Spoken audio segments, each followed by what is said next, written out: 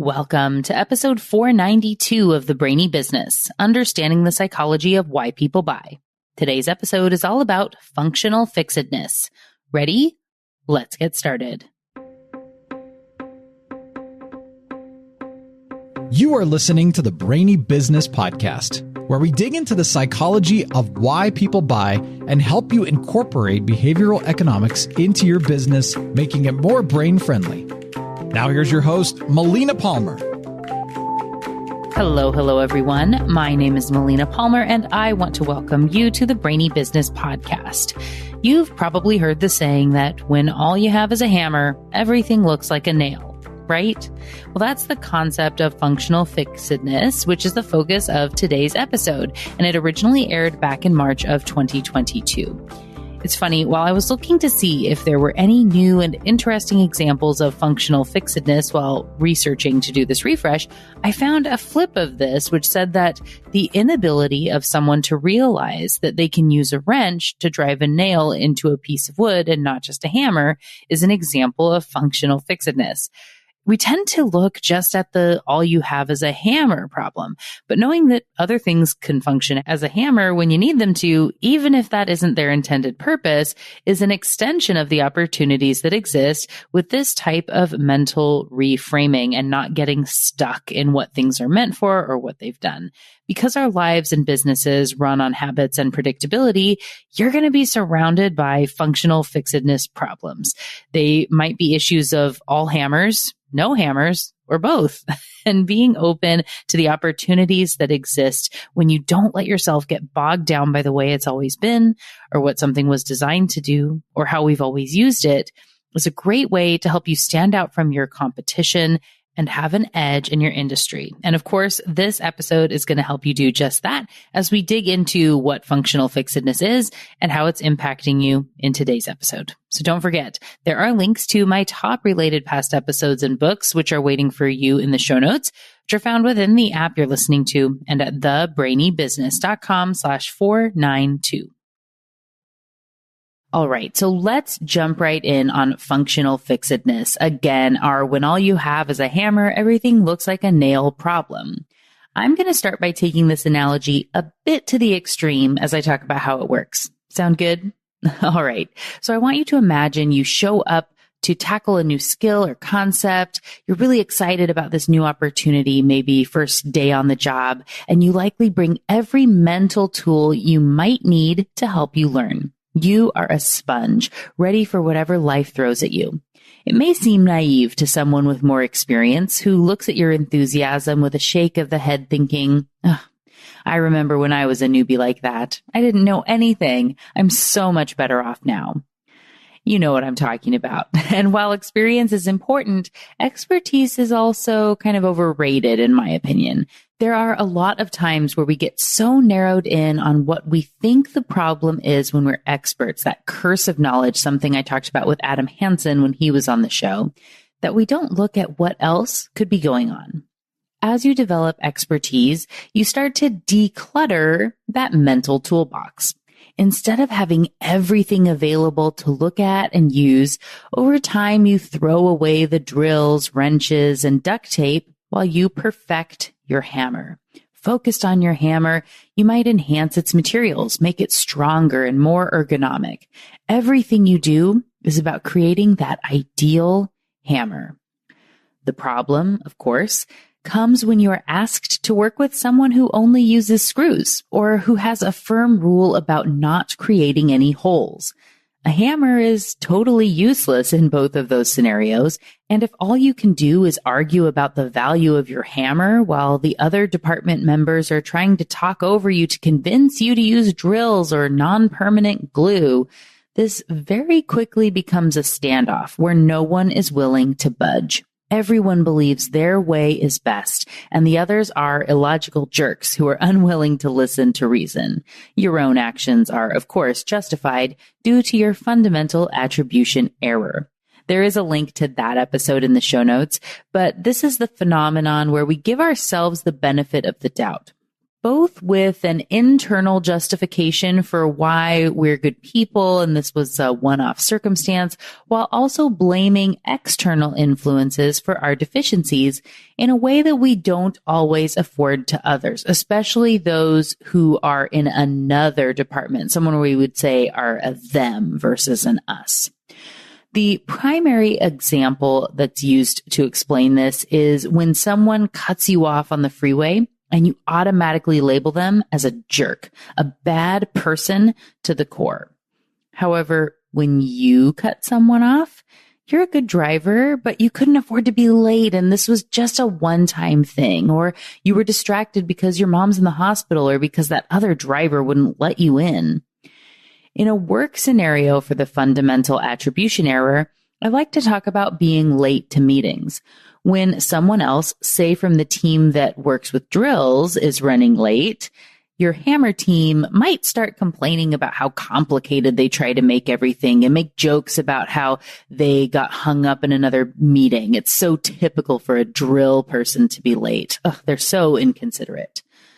If you or someone else from the hammer team is running late, well, there were extenuating circumstances. Everyone will understand because you had back-to-backs and you needed to get a snack at some point, right?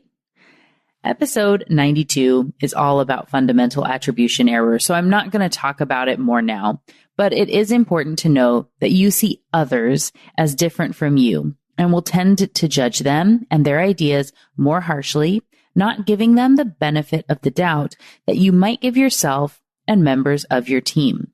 When this combines with functional fixedness and where everyone has their own way they believe is right, so everyone else must be wrong, and you need to prove to them that you are correct, and they're trying desperately to do the same thing, it's a recipe for distrust and a lack of productivity. When you look at your own business interactions, how often are you arguing a point you know to be true, while others are fighting just as passionately for something they believe in? Or how often have you proposed a great idea only to be told, we tried that once 10 years ago and it didn't work? Those are hammer drill problems and examples of functional fixedness in the workplace. In the episodes on confirmation bias and the focusing illusion, I talk about how the subconscious will filter through information to determine what is important and let everything else sort of fall by the wayside. You've potentially heard me talk before about how your subconscious can process approximately 11 million bits of information per second compared to the 40 bits of information for your conscious brain. If we put that another way, it means that for every one piece of information your brain decided was relevant or important enough to focus on, there were 275,000 other things it filtered out. Isn't it possible that the one thing someone else is arguing is one of those 275,000 things that your brain filtered out and didn't focus on? Or that you are looking at just one of the many possible correct alternatives that could work? As Rory Sutherland says in his book Alchemy, the opposite of a good idea can still be a good idea. Functional fixedness, or being set in your ways, is very similar to confirmation bias and the focusing illusion. If you go in looking for examples for why hammers are the best, or were to search for articles about how drills have ruined walls, again, taking this analogy way too far, but we're in this together now, you'll find information to support that. Similarly, the drill people that want to look up how hammers are more likely to cause big holes or how nails don't secure things as well as screws will be able to find that as well. This shift in perspective to allow for the 275,000 other things that could also be true shows how even when you disagree or are saying completely different things, you can both be right. To put it another way, everyone else doesn't have to be wrong in order for you to be right. That picture could be hung with a nail, a screw, command strips, or something else you haven't thought of yet. Each has its pros and cons and are worth evaluating. Even if you only have a hammer, you can still add in a perspective of the other tools that are available. Maybe those that used to be in your toolbox, but you've done away with as you've gained expertise. Sometimes you have the benefit of knowing someone with a drill and someone else with adhesive strips to have a conversation with. Other times, you need to try and emulate their perspectives without them being there. Regardless of the situation, whether you have people to connect with or not, this is all about getting out of your own functionally fixed way. And one of my favorite stories that I think is such a great example of overcoming functional fixedness comes from Apollo 13. In case you aren't familiar with the story, there's a movie about it that came out in 1995 featuring Tom Hanks as one of the astronauts on the Apollo 13 mission. And I've linked to a little clip in the show notes here that showcases some of what I'm going to talk about here right now. But I do recommend the movie. It's great. So Apollo 13 is one of the NASA missions that was intended to land on the moon. But very early into the journey, they had an unexpected emergency that very easily could have ended in disaster. But the team was able to work together and bring all 3 members of the crew home safely. Shortly after an oxygen tank exploded, they realized they would have to abandon the main spacecraft and move to the lunar module, or LEM, and turn it into a makeshift lifeboat. One big problem was that it was designed to sustain 2 men for 45 hours, and they needed it to sustain 3 men for 90. No small task.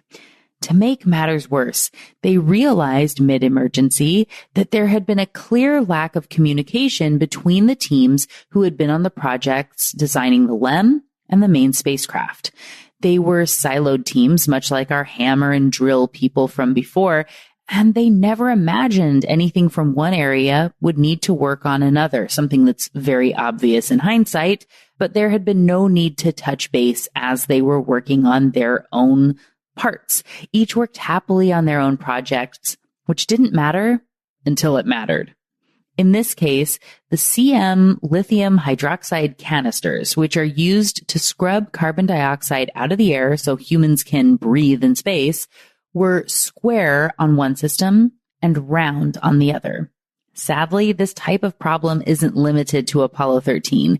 In 1999, NASA lost a $125 million Mars orbiter because one team was using English units of measurement while the others were using the metric system, something that wasn't discovered until the thing was in space and unable to function properly. And I promise NASA isn't the only organization to do this. I'm not picking on them intentionally. They just have really public failures when things go wrong. And even when the stakes are high, little things like this can be missed when you're too focused on your little area that you're working on, and it can cause a big problem. So back to Apollo 13 and its canister issue.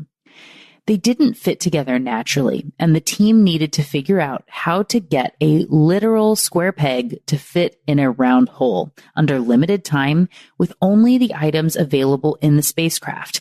And they had to be able to explain how to make it work to a team without experience with this specific sort of work, who were about 200,000 miles away with communication systems that were a lot like a walkie-talkie. And you thought trying to communicate with your team over Zoom was hard. When presented with the problem, the engineers and other team members on the ground all explained why it couldn't be done, what might go wrong, how they'd never simulated that, and that they didn't want their departments to be responsible for making a guess, that the pieces weren't designed to do what needed to be done. To this, flight director Gene Kranz, played by Ed Harris in the movie, replied, "I don't care what anything was designed to do. I want to know what it can do." A remarkable reframing that may just have saved 3 lives. This simple statement can essentially give the brain permission to look at the problem in a different way, to free itself from the mental constraints that it's putting on the situation by focusing too narrowly on one particular aspect. When things were going right, what something was designed to do mattered. In a crisis, who cares? We need to make something now that can achieve this one goal. How do we do it? I talk often about how easy it is to find the right answer to the wrong question. This Apollo 13 example is a perfect showcasing of that. all the responses from the engineers and others on the team may have been technically accurate, but they didn't help solve the problem at hand. They didn't give the astronauts enough clean air to breathe so they could get home safely. While you might not be dealing with life and death stuff like they were in this case, you still would benefit from having someone be your Gene Kranz on projects, someone who can help you see what you might be missing, something amazing or useful that's right in front of you, but because you have blinders on that are keeping you focused on the wrong stuff, you just can't quite see. Even a shift from something simple like what is 5 plus 5 will not get you to the same place as how many ways can we make 10? Reframing the conversation so the team can look at things from different angles is so important. As another example of functional fixedness, I want you to imagine you're presented with a candle, some thumbtacks, and a box of matches. Your task is to affix the candle to the wall and light it. When presented with this problem in the original 1945 study and when replicated multiple times over the years, people try to use the thumbtacks to stick the candle to the wall, which doesn't work and often get stuck and just give up. They see the box that the matches or tacks came in as just a container and sort of dismiss it. So they don't even see the very obvious solution of emptying the box, lighting the candle, and melting a bit of wax to then stick it to the box, and then use the thumbtacks to affix the box to the wall. Easy. Functional fixedness puts the box into a box, so to speak, and it's hard to see it as anything different than how it was presented. Interestingly, a subsequent study found that 5-year-old children didn't have the same barriers. They solved the problem much faster than the adults and even 6 and 7-year-olds. Those 5-year-olds didn't yet have that container association in their brain, so it wasn't a hindrance. When you're too deep into a problem, or when you've become an expert, as I talked about at the beginning of the episode, you have this curse of knowledge that can keep you from seeing all the opportunities that are just outside the norm. This highlights an important balancing act for you and your teams between expertise and the unknown, depth and breadth, focus and looking out into the abyss for opportunities. You can't be looking for all the possible ways to use something or how things can be different all the time. You'd never get anything done. Having a background knowledge of associations and how things work is important, but it's also important to understand that functional fixedness is a problem, and it can keep you stuck sometimes in a way that will keep you from innovations or from solving the right problems. One of my favorite examples of this, which is very related to functional fixedness, comes from a great article in the Harvard Business Review called Marketing Myopia. The original article was by Professor Theodore Levitt back in 1960, and it's still really relevant for businesses today. One of the very brief examples that just had a little note in it was talking about the buggy whip business. And that could have been a great industry to be in until the turn of the century when automobiles started being much more popular thanks to Henry Ford. If the makers of buggy whips had their mission statement as something like, "We make the best buggy whips in the world," which is very narrowly focused, when cars come around, they can't compete. Nobody wants buggy whips or to use buggies when you can have a car. The business, though, is stuck by being too myopic.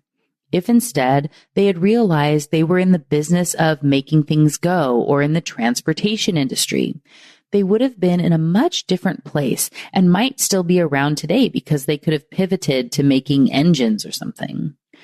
I remember when I was first introduced to this article while doing my undergrad. I can still see my professor writing on the board, and I remember the room that I was in for this class. And he was talking about people who make drills, very fitting for our conversation today, and saying that they need to understand that they aren't in the business of selling people drills. They are selling holes. The customer doesn't necessarily want a drill. That's just the best way they know to make the right size hole. But if someone can eventually make a better hole, no one will need drills anymore, just like buggy whips. When you're fixated on the myopic perspective of what you do or how you do things, Everything looks like a nail when all you have is that hammer.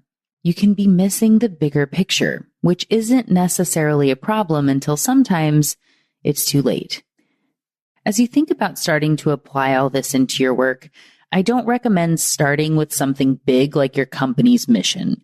Have some warm-ups on less consequential projects first. Maybe something that's interesting and where there's some potential to try something new, but it isn't going to make or break the company. Like a new process for the department or reevaluating your budget, or maybe redoing some email templates your department uses or the way you structure your meetings. Let's use that last one as an example. Instead of just saying, we've always had a weekly 1-hour meeting, and sticking with that approach, maybe ask, what's the benefit of having meetings? Instead of focusing on the agenda you've always had, which may have gotten a little stale and you more have people running through the motions than really preparing and getting good value, say, what's the most important thing we could accomplish with a meeting? Or what do we want our meetings to do? Or what would we gain from a different format of communication? Or what does our team need from each other? Or what's the best way to support each other? I'm going to stop with my long list of questions that I could inevitably get into here because I'm guessing you get the point and that you can see the difference that comes from a slightly different question. Properly wording the question is so critical for where you end up. Again, understanding the problem you're trying to solve. Each of those questions gets you somewhere different, and you need to know what you want to accomplish before you start diving in on solving the problem. In overcoming functional fixedness and loss aversion, it's important to not look at what you've always done and then think about tweaking it. That's going to end up with a weird, ineffective Frankenstein's monster of meetings and communications, one where you likely just add extra stuff on top of your already ineffective meetings, which no one wants. I recently had a follow-up conversation with Matthew Confer, who was on the show in episode 158, talking about 3 steps to better decision-making, which he also has a TEDx talk about. And that is, of course, linked for you in the show notes along with that episode. I reached out to him as I was working on the content for my second book, What Your Employees Need and Can't Tell You, which is being finished up right now. I'm so excited, but more on that to come soon. Anyway, I asked him about managing change in organizations, and he shared some insights about how they're making meetings more effective internally at Ability. One simple thing they did was changing up the questions they ask and how they set up the meeting, including having everyone answer a fun rotating question, like who would play you in the movie of your life, and also having each person share the most important thing they thought about that week. Now, just think about that for a minute, how differently that frames the meetings and what it says about your entire organization or department if one of the 3 things you share in your weekly meeting is the most important thing you thought about that week. How does that prime the experience people have during the week? They might be thinking about if this thing they're thinking about is worthy of sharing in the weekly meeting, or if maybe they should spend their time on something else. It also helps showcase the importance of thoughtfulness, which you know I love, which can have an overall benefit that ripples throughout the business. Getting out of your own functionally fixed way about even something as simple as legacy meetings can have such a huge impact on your company overall. And that impact is just starting with something small like meetings. One last little tidbit before we close out the show. In general, when there's an issue with functional fixedness, both sides are holding on so tightly to their own respective hammers. Like all the biases, heuristics, and concepts I share here on the Brainy Business, it's easier to see these things in others than in ourselves. But I challenge you to look for your own hammer in each encounter. What are you fixated on that's keeping you closed off to the other person's perspective? How might things be different if you asked a different question or look for a new opportunity? As a reminder, there is a worksheet waiting for you in the show notes at thebrainybusiness.com/194 to help you work through functional fixedness in your life and business. I want to leave you with a paraphrased reminder of that statement from Gene Kranz during the Apollo 13 mission, because it's such an important reframe and something you can use in other situations as well. It doesn't matter what something was designed to do. You need to know what it can do. So, what got your brain buzzing as you learned about functional fixedness today? For me, I love that Apollo 13 NASA example from Gene Kranz, and it always comes up for me when I think about functional fixedness. The framing of, I don't care what it was designed to do. I want to know what it can do. It's so smart and helpful, and something that you can be interjecting for yourself all the time to be just a little bit more thoughtful about these things and to think more creatively.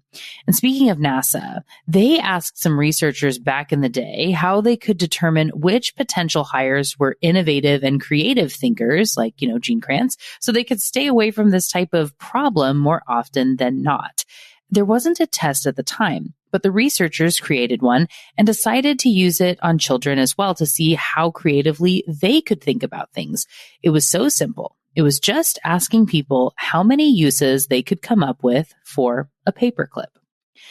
Of the 4 and 5-year-olds that they asked, 98% scored at genius level based on their ability to come up with ideas for the uses of the paperclip. They have a great use of what's known as divergent thinking, that really creative, outside the box type of thinking. Fascinated by this, the researchers went back and checked on them 5 years later when they were 10 years old, and only 30% of those same kids now scored at genius level for the paperclip uses. Remember, it was 98% just 5 years before. And when they checked in on them again at age 15, only 12% scored at genius level. The same kids over the years that lost this ability. And when adults were asked the same question in the general population, only 2% scored at the genius level. So this shows that we all really had the capacity to be creative, divergent thinkers, not bogged down by functional fixedness, but we've become more convergent thinkers over time. Our schooling and experience have taught us that X does Y, and when we can get so bogged down, we can't even think about what else it could do, even when we were able to come up with so many examples or opportunities earlier in our lives. The good news is you can get better at this, though. You can build that muscle again. You don't have to be stuck. To do this, practice coming up with wild, outside-the-box, creative ideas for how to use everyday things, whether it's a paperclip or a fork or a bowl or anything else. If you have access to a young child who can inspire you, all the better. And so you know what you're shooting for. Most people can come up with 10 to 15 uses for that paperclip, and that might feel like a lot. But the most creative are coming up with over 200 uses. Whoa. So while you don't have to get all the way to 200 ways to use that paperclip, if you can start trying to channel that divergent thinking more often, practice not getting in your own way and shutting down your brain with convergent functional fixedness blocks, you can be more innovative and see this value show up across your life and work. This is very much in line with the question storming exercises and trainings that I do with teams. If you want a path into this and a way to help your teams to be more creative, definitely reach out to me. You can send an email to melina@thebrainybusiness.com, or, come send an email through our website, thebrainybusiness.com, and contact me. Would love to be able to talk with you about that. And as you come up with your own creative ideas or things you've done before, innovative thinking, uses for those paper clips, come share them with me on social media. I'd love to hear about them. You'll find me as the Brainy Biz pretty much everywhere, and as Melina Palmer on LinkedIn. There are links in the show notes to make it easy, along with links to my top related past episodes, books, and more. It's all waiting for you in the app you're listening to and at thebrainybusiness.com/492. And just like that, episode 492 on functional fixedness is done. Join me Friday for a brand new episode with Dr. Nilanjana Dasgupta, author of Change the Wallpaper. It's going to be a lot of fun. You don't want to miss it. Until then, thanks again for listening and learning with me. And remember to be thoughtful. Thank you for listening to the Brainy Business Podcast. Melina offers virtual strategy sessions, workshops, and other services to help businesses be more brain-friendly. For more free resources, visit thebrainybusiness.com.